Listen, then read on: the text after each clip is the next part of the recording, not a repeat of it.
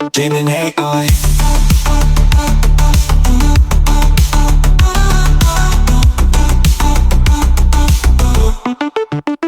Jamin AI.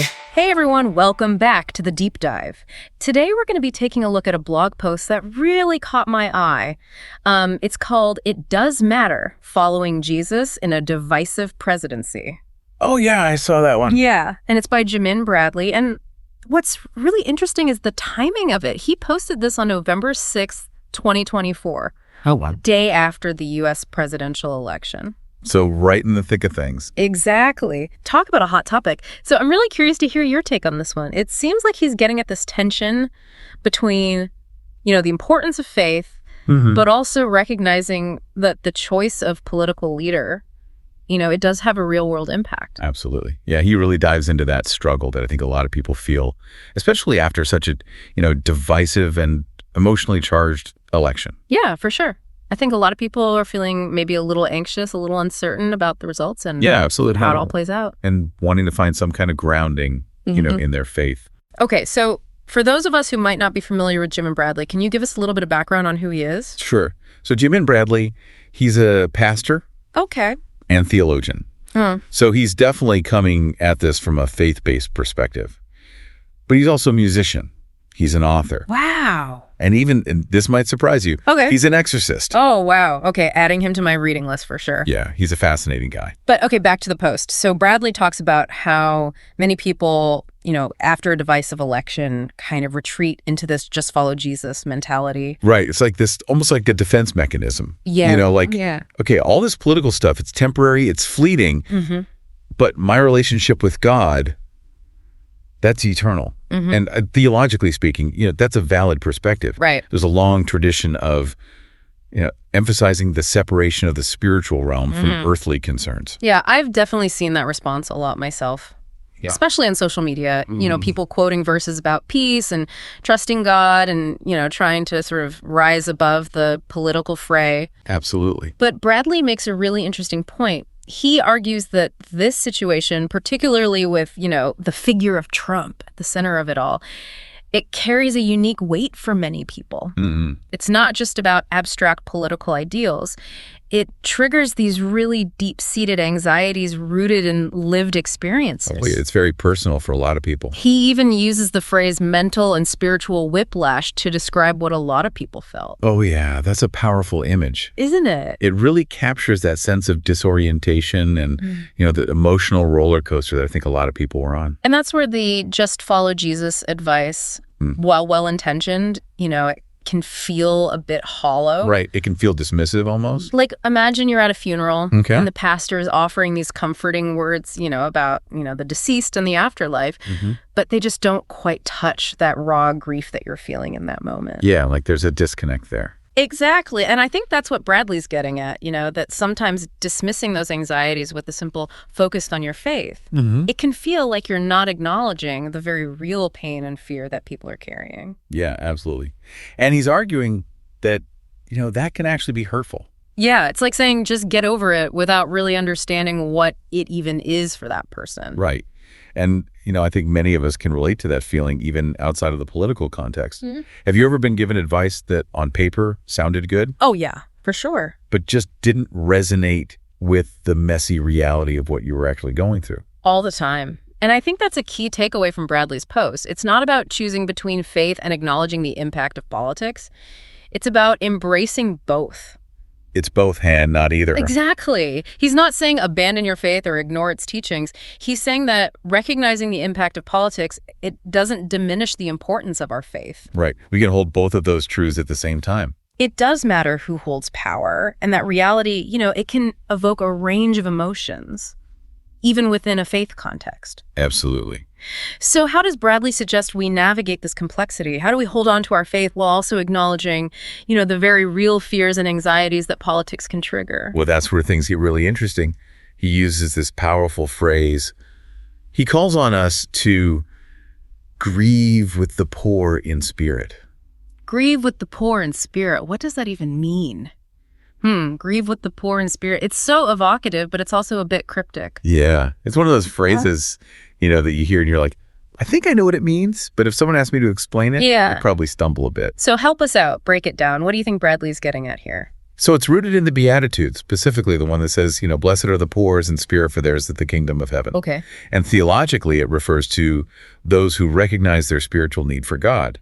People who approach life with a certain humility, a sense of dependence on something greater than themselves. So in this context, grieving with the poor in spirit would mean like acknowledging those who are feeling vulnerable, maybe even afraid Yeah. because of the political climate.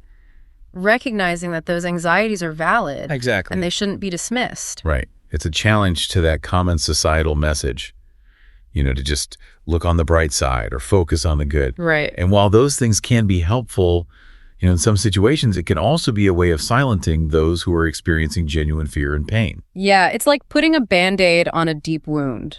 It might cover it up temporarily, but it doesn't actually address the underlying issue. Right. It's not a real solution. So instead of offering platitudes or trying to force positivity, Bradley's calling for something much deeper. Yeah. Like a genuine empathy that meets people where they are Right.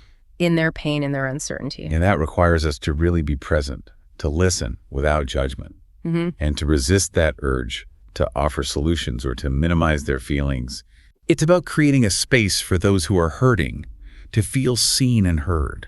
Which can be really hard, especially when we ourselves, might be struggling to process the whole political landscape. It's so tempting to just retreat into our own echo chambers, surround ourselves with people who already agree with us. Absolutely. And it's comfortable there. Right, it is. But Bradley's challenging us to step outside of those comfortable bubbles, and to engage with those who might see things differently. It's in those uncomfortable spaces, I think, where we're forced to confront different perspectives and different experiences that real growth and understanding can occur. Absolutely. It's where we challenge our own assumptions. It reminds me of that quote from Brené Brown. Empathy is not about fixing, it's about connecting. Yeah. It's not about trying to change someone's mind, or force them to see things our way. It's simply about being present with them in their pain. Right. Offering a listening ear and a compassionate heart. And that's where that both-hand approach comes in again. Yeah. It's not about abandoning our own convictions or pretending that everything's okay. Right. It's about holding on to our own faith and our own values while simultaneously acknowledging, the very real pain and fear that others might be experiencing. So how do we do that? How do we balance our own beliefs with the need to empathize with those who hold different, even opposing views? Especially when things feel so charged and divisive. That's the million-dollar question, isn't it? And I don't think there's a simple one-size-fits-all answer. Yeah. But I think it starts with recognizing that our faith isn't a private matter. Okay. It's not something that we just compartmentalize and keep separate from the rest of our lives. Right. It's meant to inform how we engage with the world around us, including the political sphere. So it's not about choosing between being a good Christian and a good citizen. It's about recognizing that our faith calls us to be both. Exactly. And that means being willing to grapple with difficult questions, to engage in respectful dialogue with those who hold different perspectives, and to seek understanding even when it's challenging. Bradley even goes so far as to say that sometimes true following Jesus might mean setting aside our own comfort and privilege to stand in solidarity with those who are marginalized or suffering. And that can be a radical act, especially in a culture that often prioritizes individual success and comfort. Yeah. It requires us to decenter ourselves and really see the needs of others, even when those needs might conflict with our own desires or our own perceived self-interests. It's about moving beyond that what's in it for me mentality and embracing a more expansive, a more compassionate view of the world. And that's where the real challenge lies. Okay. Because it's easy to talk about empathy and compassion in the abstract. Oh, yeah. But it's much harder to put those values into practice when we're faced with real-world situations that challenge our assumptions and force us to confront our own biases and our own blind spots. So how do we bridge that gap? How do we move from these theoretical discussions about empathy to actually taking concrete actions that make a difference? Well, I think for starters, we need to be honest with ourselves about where we're at. Okay. We need to ask ourselves some tough questions. Like what? Like, who am I surrounding myself with? Am I actively seeking out diverse perspectives? Or am I comfortably nestled in an echo chamber? Am I truly listening to understand? Or am I just waiting for my turn to speak? It's about developing a sense of self-awareness. Yeah. And being willing to examine our own beliefs and our own motivations. Exactly. And once we've done that internal work, then we can start to look outward. Okay. What are the specific issues that resonate with me? What are the injustices that I feel called to address? And how can I use my unique gifts, my talents, my resources to make a positive impact? It's about finding that sweet spot where our passions intersect with the needs of the world around us. Exactly. And that's where things get really exciting, because once we start to see the world through that lens of compassion and action, we start to realize that there are countless opportunities to make a difference, even in small, seemingly insignificant ways. So it's not about waiting for some grand, heroic moment to swoop in and save the day. No. It's about recognizing that every act of kindness, every word of encouragement, every effort to bridge divides. It can have this ripple effect that extends far beyond ourselves. It's interesting, thinking about this. We often frame political engagement in these really grand terms. Oh, yeah? Like voting in elections or advocating for these huge policy changes. Yeah. It can feel very big picture sometimes. Exactly. And while those things are important, I think Bradley's also pointing to something much more foundational, something that happens on a more personal level. Yeah, it's recognizing that following Jesus in a divisive world, it doesn't always require these big gestures. Right. It can manifest in these everyday choices that we make and how we interact with the people around us. So it's less about, trying to change the entire system and more about focusing on those individual encounters where we can embody compassion and understanding. Exactly. It's about bringing that same spirit of grace and empathy that we strive for in our spiritual lives. Yeah. And bringing it into those seemingly mundane moments. Yeah. Like how we treat the barista who gets our order wrong. Right. Or the driver who cuts us off in traffic. It's almost like a spiritual practice in a way. Yeah. Bringing that intentionality and mindfulness to every interaction. And I think that's where we can really start to bridge that gap between our faith and our actions. It's about recognizing that those small moments, those seemingly insignificant choices, they all contribute to the kind of world we're creating. It's like the butterfly effect. Right. Even the smallest act of kindness can have ripple effects that we might never fully comprehend. Absolutely. And I think that's a really empowering thought. Yeah. Because it means that each of us has the capacity to make a difference. Yeah. Right here, right now. We don't have to wait for some grand opportunity or for someone else to take the lead. So it's about taking ownership of our own sphere of influence, however small it might seem. It's about asking ourselves, what can I do today to embody those values of compassion and understanding that my faith calls me to? And it might be something as simple as offering a genuine compliment to a stranger or reaching out to a friend who's going through a tough time. Or maybe it's being more intentional about listening to those who hold different viewpoints, even if it's uncomfortable, even if we don't agree. Absolutely. Yeah. Because ultimately, I think that's what Bradley's getting at. It's about recognizing our shared humanity, even in the midst of disagreement, even when the political landscape feels incredibly divisive. It's about finding those points of connection, those shared values that can help us bridge the divides and build a more just and compassionate world.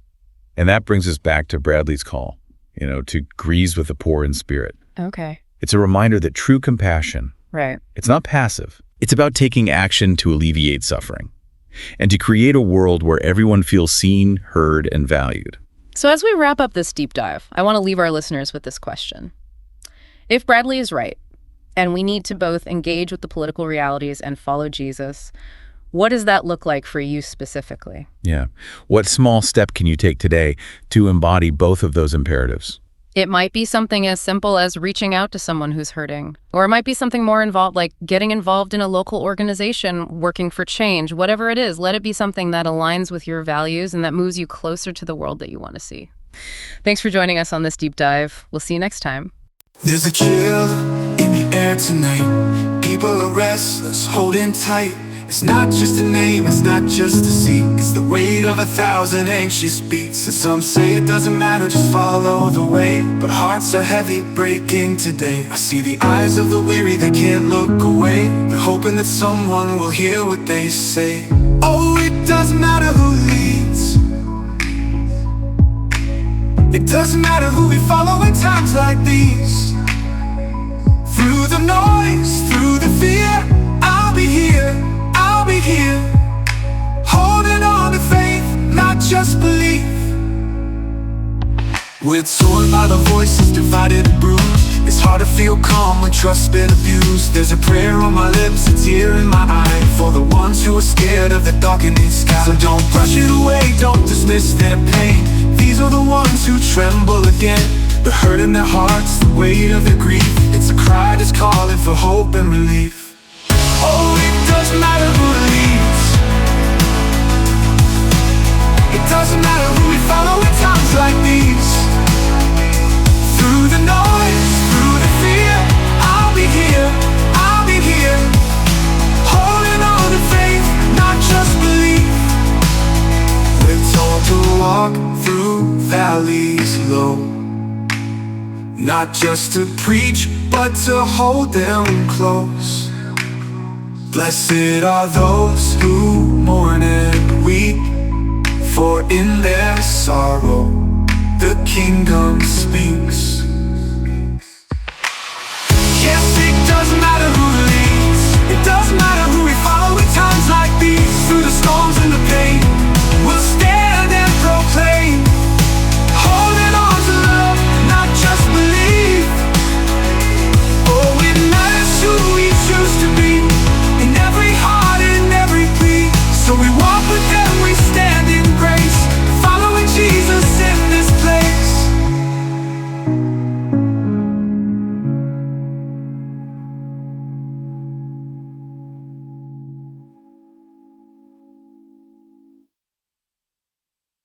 We're caught by the voices, divided and bruised.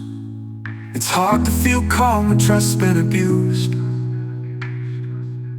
There's a prayer on my lips, a tear in my eye, for the ones who are scared of the darkening sky.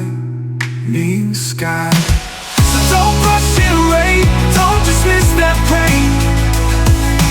These are the ones who tremble and die. These are the ones who tremble again. They're holding on to faith, not just belief. We're called to walk through valleys low, not just to preach, but to hold them close. Blessed are those who mourn and weep, for in their sorrow the kingdom speaks. Yes, it doesn't matter who leads, not just to preach, but to hold them close. Blessed are those who mourn and weep, for in their sorrow the kingdom speaks.